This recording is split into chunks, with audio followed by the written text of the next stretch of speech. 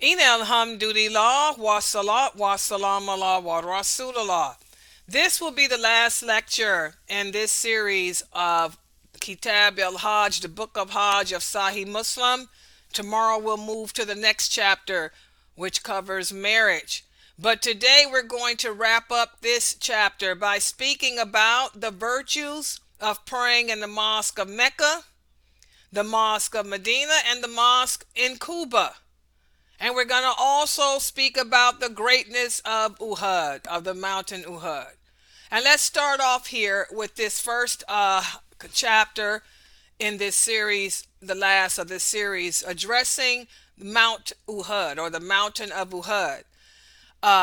Between the grave of the Prophet sallallahu alaihi wasallam and his pulpit, there is a garden from the gardens of paradise, and Uhud is a mountain that loves the Prophet and his companions. Let's look at the first hadith here. One of the companions tells us that the Prophet sallallahu alaihi wasallam said, "That which is between my house and my pulpit is a garden from the gardens of paradise." Now, of course, we can't see it. Paradise is part of the unseen world, just like hell is part of the unseen world. Well, the position where the prophet's house was back then and his pulpit, right above that was where was a garden in the gardens of paradise. Also, the Prophet sallallahu alaihi wasallam said, "That which exists between my house and my pulpit is a garden from the gardens of paradise, and my pulpit is upon my cistern." Okay, this is all up above. We can't see it. This is all in paradise, above us in paradise. Also, the Prophet sallallahu alaihi wasallam spoke about Mount Uhud. And by the way, this picture here that I have on the screen, this is a picture of Mount Uhud.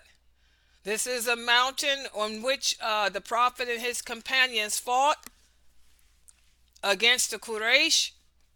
Let's look and see what this hadith is saying. One of the companions said, "We went out along with the Prophet on an expedition, and we reached the valley of Qura. And the Prophet said, 'I am going to go forward, so whoever amongst you wants to move fast with me can do so. And whoever wants to walk slower can do so.' So we proceeded until Medina was within our sight, and we saw the mountains of Uhud. And when we saw Medina, the Prophet said, 'This is Tiba,' which is another name for Medina, and those mountains, that is Uhud. And that is a mountain that loves us, and we love it." Okay, so, whenever they went on that, they were returning from an expedition or whatever. When they saw those mountains that you see here in this picture, that's how the companions knew that they were close to home. They were close to being home to Medina. Also, the Prophet sallallahu alaihi wasallam said, "Uhud is a mountain that loves us, and we love it." So, that's how they were able to recognize that they were close to home, and that's the greatness of the mountain of Uhud. It's a mountain that loved the Prophet Muhammad and his companions. Okay? And that mountain is still there. That's what you see today. Okay? And so now we move to the next set of hadiths, which address the virtues of praying in the Mosque of Mecca and the Mosque of Medina. The Prophet sallallahu alaihi wasallam said, "A prayer in my mosque is 1,000 times more excellent than a prayer in any other mosque in the world except for the masjid in Mecca." He's talking about the mosque in Medina. To pray in the mosque in Medina, you receive more rewards than praying in any other mosque other than the mosque in Mecca. And the mosque in Mecca outtops that because that's where the Kaaba is, that was built by Adam and alayhi salam, and the first house of worship and all that. And I want to stress something too to you women. When I made Hajj, I remember when the Adhan was called for prayer, all the women got up and were running to the mosque to go pray in the Prophet's mosque, but not me. I stayed in my hotel room, and I remember on the second day, a lady came and said, "Why aren't you praying with us at the Prophet's mosque? Astaghfirullah, shame on you." I told her, she said, "Because a prayer in the Prophet's mosque is 1,000 more times more excellent than a prayer anywhere else." I said, "Unless you a woman." I said, "That hadith that you quoted is correct. But unless you are a woman," I said, "a woman's prayer in her bedroom is 1,000 times more rewarding than prayer in the Prophet's mosque with the Prophet himself." She looked at me as if I was crazy. I remember she spitted. She mumbled something in a foreign language because she was not, she's a foreign woman. She mumbled something in her language and spit to curse me, I guess. And then she walked away. And then she went to the leader of our Hajj group, and I guess she complained about me to him. She didn't know that the leader of the Hajj group was my husband, that I was married to him at the time. So she complained to him about this innovative woman who prays in the hotel room and had the nerve to say that her prayer is better than the prayer in the mosque. And he told her, "That woman told you correctly." He told her, and that woman is my wife. And then she came back to me looking stupid, you know. But again, I want every woman here to understand, a woman gets more blessings praying at home in her bedroom than anywhere else. And I told you guys this before when we covered the chapter on prayer. All the hadiths that we read that speak about the virtues of praying at a mosque, those hadiths apply to men, not to women. A woman gets more blessings praying at home in her house or praying in her hotel room than praying at the mosque with the Prophet himself.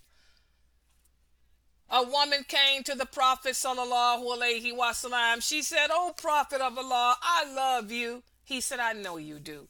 She said, "And I love praying with you right here." She was praying with him at the mosque in Medina. He said, "Let me tell you something that is better than praying here with me in my mosque." He said, "Your prayer in your bedroom is better and more rewarding for you than praying right here in this mosque with me." So these hadiths apply to men, not women. If you're making Hajj, if you women make your prayers in your hotel room, you're getting more blessings than praying inside the Prophet's mosque. But for you brothers, it's different. All these hadiths apply to you. Let's look at that next one. The Prophet said, "Prayer in this mosque of mine is better than 1,000 prayers and than any other mosque except the mosque in Mecca." Then that last hadith, a woman became ill and she said, "In case Allah cures me, I will go and pray in Beit al-Mahdi." She recovered and she made preparations to go to pray there. And she came upon Maymunah, who was the wife of the Prophet, and greeted her. And she said, "Stay here and eat with me and pray in the mosque of the Prophet, because the Prophet said the prayer there is better than any of those other mosques except for the mosque in Mecca." Okay, so again, this was a woman who was going to go to another mosque that is sacred, thinking that it would be more rewarding. But if you are going to go pray in a mosque, no, you can stay right here and pray in the one right here in your backyard. It's more rewarding than there. But for a woman, remember, her prayer is more rewarded in her home. But when you sisters do make Hajj, I do encourage you to at least go to the mosque in Mecca, go to the mosque of Medina, and at least do one prayer there like this woman did, so you can see what it's like. So you can see what it's like to pray in the Prophet's mosque. And that's what this woman did. She wanted to see what it was like to pray in the mosque at least once. Okay? So those two mosques bring more reward than going to pray in the mosque in Jerusalem or any other mosque. The Jerusalem mosque would be number three. The mosque in Jerusalem would be number three, but the Prophet's mosque is number one in Mecca, then his mosque in Medina is number two in reward, and then the mosque in Jerusalem. Okay? And also the mosque of Quba. Quba, by the way, and when you make Hajj, it's a beautiful white mosque. This is a picture of it. When you guys make Hajj, most of the Hajj packages include here the Mosque of Quba. It's in one of the suburbs. Okay? And it's a beautiful white mosque. This is it. Ibn Umar said that the Prophet ﷺ came upon the mosque at Quba on foot and also on a camel, and he would always stop and make two voluntary prayers in it. Ibn Umar used to go to Quba every Saturday and say that he comes there to pray because this is what the Prophet used to do. Every Saturday, the Prophet would go to the White Mosque in Quba and pray every Saturday. Okay, so this is a nice mosque too in the suburbs, and you will see it. It's a beautiful mosque. I did go inside there to pray inside there because I thought it was just beautiful to look at. Okay. And then finally, I want to wrap up this whole topic about Hajj with Umrah again. Again, Umrah is the little Hajj. Most of the Hajj packages include it. When you go to make Hajj, most likely your package will include Umrah too. You're going to do both. A person may perform Umrah during the months of Hajj without even making Hajj. Umar he performed Umrah during the month of Shawwal, and then he returned to Medina without even making Hajj. So a person can make Umrah without even doing Hajj. In fact, you can make Umrah before Hajj. Remember, guys, in the days of ignorance, the Arabs considered performing Umrah during the month of Hajj as a sin, and that's when Allah changed that. After the advent of Islam, the people were commanded to make Umrah, even during the months of Hajj. And our Prophet ﷺ, this is some trivia for you. How many Hajjs did the Prophet make? He only made one Hajj in his lifetime. But our Prophet ﷺ performed 4 Umrahs in his lifetime. He performed Umrah of Hudaibiyah. And then he performed one to make up for another that he missed, and he performed the third going from Al-Ji'rannah, and the fourth was when he combined it with his Hajj. So the Prophet Muhammad did 4 Umrahs in his lifetime, but he only made one Hajj. So this is just to let you know you can make Umrah whenever you want to, as many times as you want to. And you can perform Umrah even before Hajj. But most of the Hajj packages today include both. I know mine did. I did both the Umrah and the Hajj. Okay? All right. On that note, we're going to stop right here for today. And this completes Kitab al-Hajj, or the Book of Hajj. I want you guys to review these lectures. And again, don't panic when you go to make Hajj or Umrah. Your tour guide, your leader of your group will take you through the steps.